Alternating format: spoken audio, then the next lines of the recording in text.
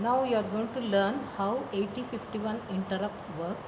You have an interfacing program in your syllabus.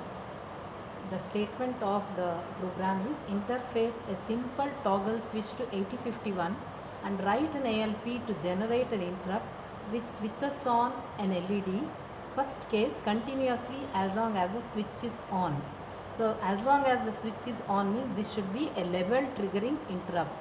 So when it is level triggering interrupt, as you know, when it is active low, if IE register the interrupts are enabled, external interrupts are enabled, it will be accepted as an external interrupt and level triggering. So in level triggering, whenever a signal is given to an external interrupt pin as active low, as long as it is low for 4 machine cycles, it will be accepted as interrupt service interrupt for 8051. So it goes to the location according to int 0, it goes to 0003 or to the location 0013 for interrupt 1. So here I am using interrupt 1 for the program writing.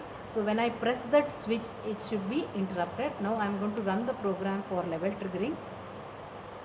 So in the main program, as the port is out with 00, so it is not showing the LED. This is the connection of 8051 controller microcontroller to the logic controller card. So these are the LEDs which has the logic controller card has 2 ports and each port has the LED connection as well as the switch connection. We are not using the switches of this card. We are using only the output devices, LEDs.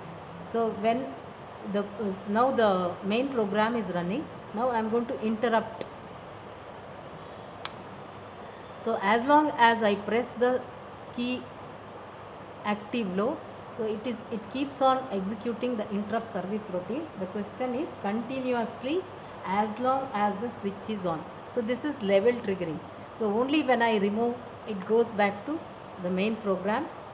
So when it goes to main program, the program which is written for change in the LED switches, as it leaves the interrupt service routine, it would have changed. Question, you have another part, interface a simple toggle switch to 8051 and write an ALP to generate an interrupt which switches on an LED. Second part of the question, only once for a small time when the switch is turned on. So this second part of the question, only once for a small time, means it is edge triggered interrupt. That means in the IE register, you are going to enable either int 0 or int 1 to accept it as an external interrupt. External interrupt, you have 2 types. One is level triggering, which we have done the first part of the question. The second part of the question is edge triggering. In edge triggering, you are going to enable the edge flag set bit tick on point 2 in the main program.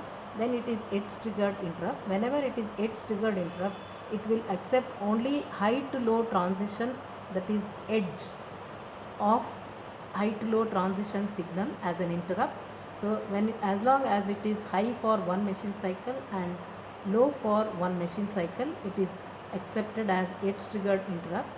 If you keep on pressing the key for a long time, see, I am going to press edge triggered interrupt. If I press it for a long time, it comes out of the loop.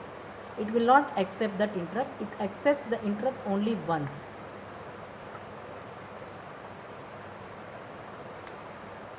It will accept interrupt once and goes back to the main program. Before going to main program, we have changed the position of the LED switches.